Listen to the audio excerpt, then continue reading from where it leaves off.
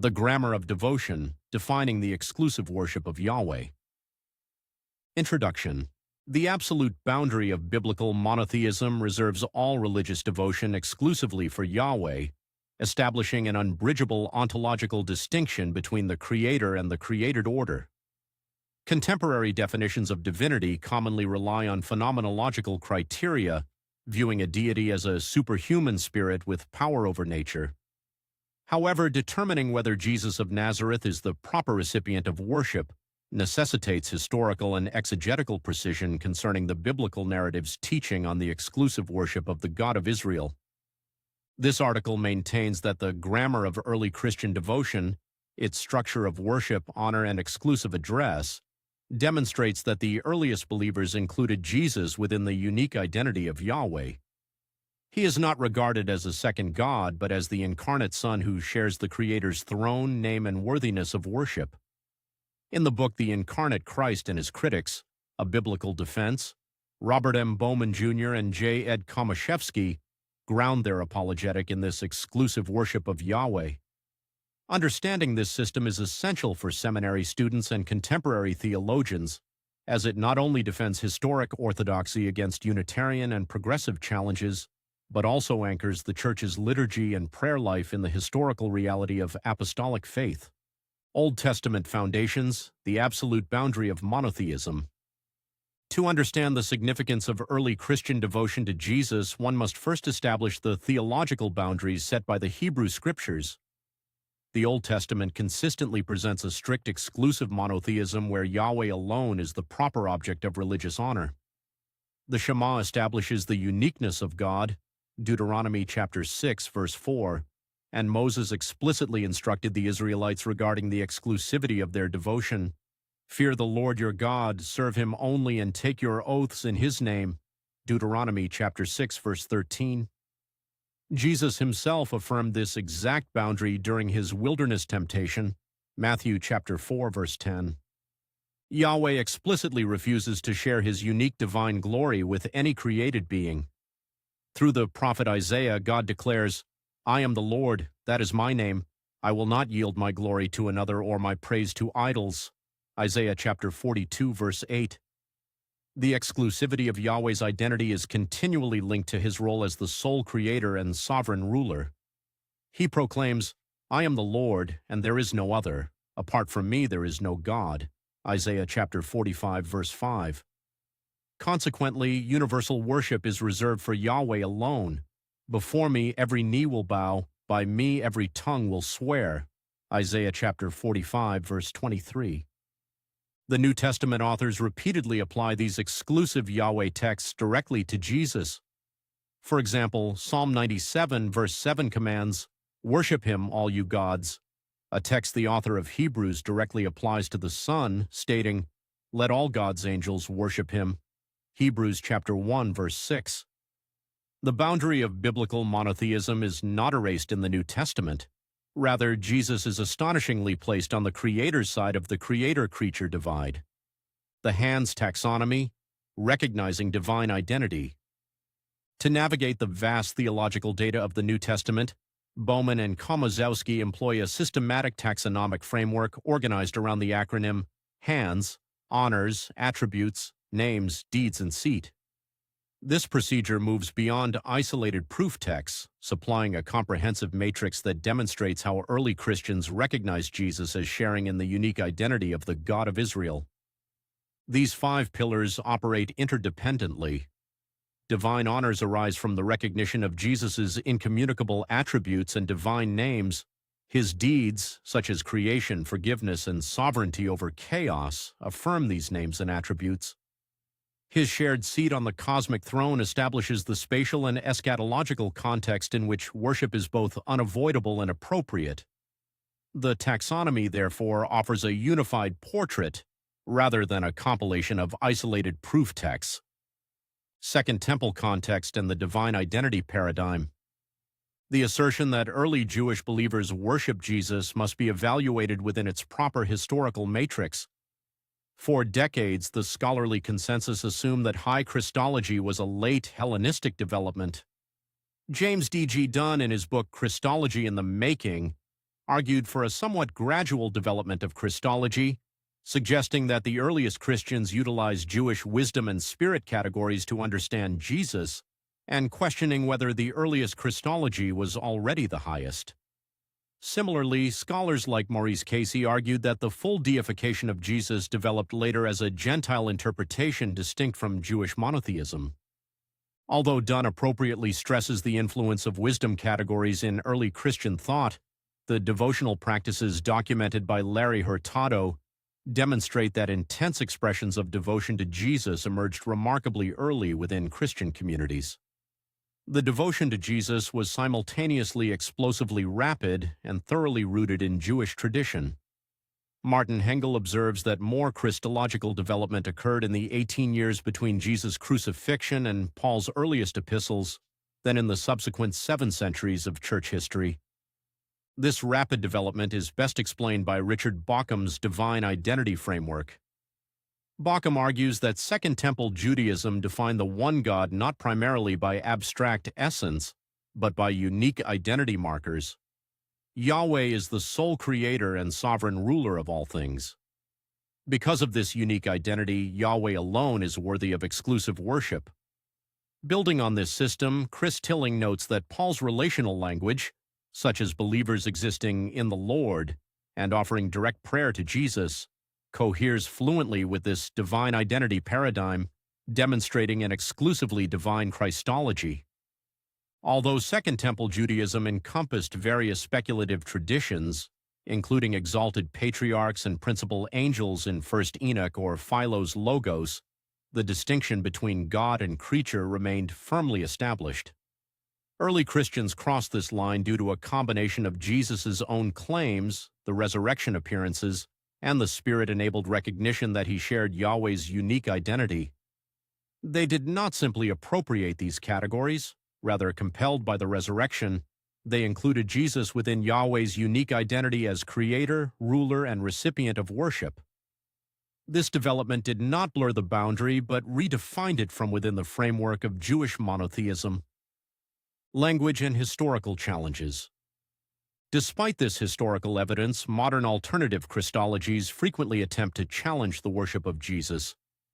Some Unitarian authors, such as Anthony Buzzard and Keegan Chandler, argue that the Greek word proskuneo, the term most often translated as worship, simply means to give mere honor, obeisance, or respect, and that they reserve the word latreuo exclusively for the cultic worship of deity. However, scholarly analysis shows that proskuneo in the New Testament is used to express a range of reverence, from respectful greetings to cultic worship. Standard lexicons such as BDAG and Louanida recognize that while proskuneo can refer to prostration before individuals of high rank in the New Testament context concerning Jesus, it frequently conveys the full significance of divine reverence. Jason Beydoun, in his book Truth in Translation, contends that translators exhibit theological bias when rendering proskuneo as worship for Jesus, but bow down for others. Although the Septuagint uses proskuneo for honoring human kings, for example, 1 Chronicles chapter 29, verse 20, even in these instances, proskuneo does not capture the full cultic features associated with Jesus in the New Testament. These features include direct prayer, Acts chapter 7, verse 59, new songs of worship, Revelation chapter 5, verses 9 through 10, throne-sharing imagery, and universal acclamation, Revelation chapter 5, verse 13, and Philippians chapter 2, verses 10 through 11. The cumulative evidence from the Hans taxonomy, instead of isolated lexical studies, supports the identification of a divine referent, reflecting ritual acts that are distinctly associated with divine human interactions. Furthermore, the New Testament explicitly demonstrates the refusal of worship by exalted agents. In Revelation, when John falls down to offer proskuneo to an angel, he is sharply rebuked. "Do not do it. I am a fellow servant. Worship God." Revelation chapter 19, verse 10, and chapter 22, verses 8 through 9. Peter likewise refuses Cornelius's obeisance, Acts chapter 10, verses 25 through 26. The contrast is stark. Faithful angels and apostles vehemently refuse proskuneo, while Jesus accepts it without qualification. At the same time, some progressive theologians separate Jesus from his historical setting by rejecting worship in favor of humanistic moral emulation. Robin Myers, building on Marcus Borg, characterizes worship as inherently passive, suggesting it supplants the requirement for behavioral transformation. Desmond Tutu similarly advocates for followers rather than worshipers. While these perspectives appropriately highlight the moral aspects of discipleship, they establish a false dichotomy.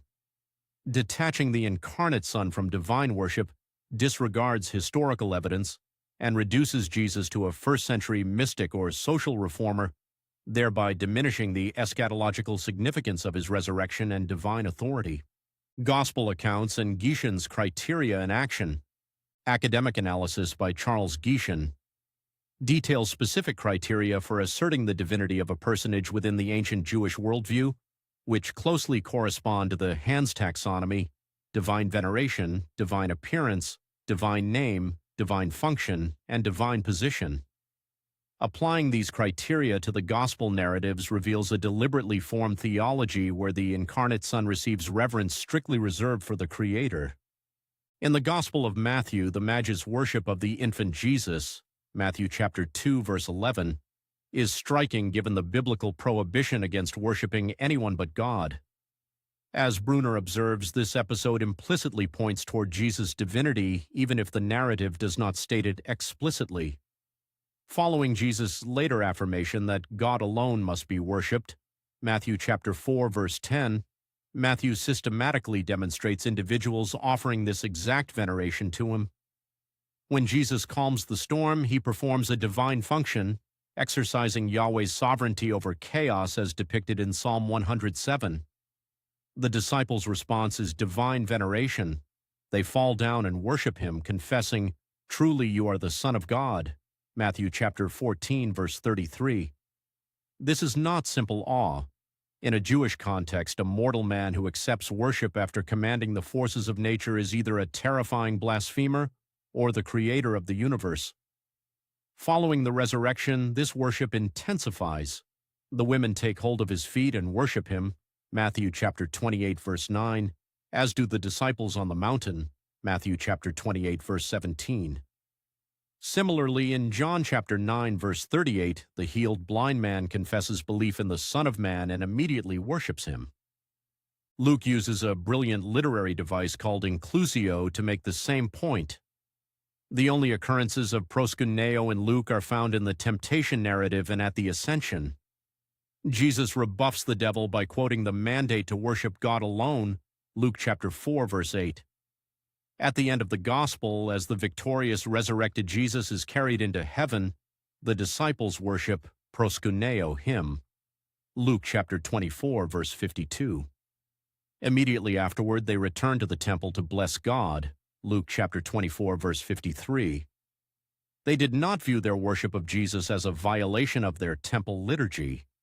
Rather, they recognized that the ascended Son shares the exact identity of Yahweh. The eschatological hope of the worshipped Lamb. The unified biblical narrative culminates in the universal worship of the Lamb upon the throne, securing the ultimate restoration of creation. Revelation provides the most staggering vision of divine honor in the New Testament. In chapter 4, the 24 elders worship the One seated on the throne, declaring him worthy of glory, honor, and power because he created all things. Revelation chapter 4, verses 10 through 11.